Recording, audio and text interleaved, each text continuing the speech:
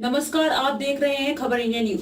आइए नजर डालते हैं आज की बड़ी खबर। उद्धव जी, अभी भी वक्त है, एक बार फिर सोच लीजिए, क्या फिर साथ आएंगे बीजेपी और ठाकरे? महाराष्ट्र में छिड़ी चर्चा।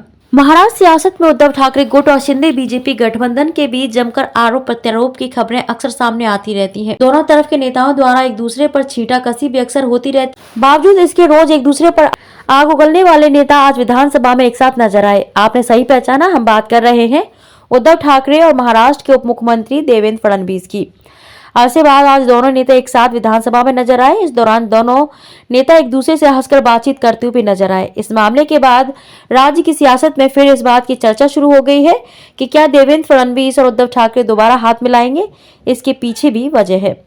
दरअसल कैबिनेट मंत्री और बीजेपी के वरिष्ठ नेता सुधीर मुंगटीवार ने उद्धव ठाकरे को विधानसभा में खुला ऑफर दे दिया है। मुंगटीवार ने कहा कि उद्धव जी, अभी भी वक्त है, एक बार फिर सोच लीजिए। इस बयान के बाद अटकलों और कयासों का बाजार गर्म हो गया है। हालांकि यह बात अब उतनी आसान भी नहीं है। बावजूद इसके राजनीति के बारे में कहा जाता है कि यहाँ तो ना तो कोई परमानेंट दुश्मन होता है और ना ही दोस्त। यहाँ कभी भी कुछ भी संभव है। उद्धव ठाकरे और देवेंद्र फडणवीस के एक साथ विधानसभा में आने के बाद जब सदन की कार्रवाई शुरू हुई, तब बीजेपी नेता सुधीर मुंगटीवार तत्कालीन शिवसेना बीजेपी सरकार में शुरू की गई वृक्ष संवर्धन योजना के बारे में बोल रहे थे। इस दौरान उन्होंने बताया कि साल 2016 में जब यह योजना बनी थी, तब खुद उद्धव ठाकरे और शरद पवार समेत राज्य के सभी बड़े नेता खुद पेड़ लगाने के लिए आगे आए थे। जिस पर उद्धव ठाकरे ने मजाक के लहजे में कहा कि आपने जो पेड़ लगाए थे उन पर फल तो आए ही नहीं।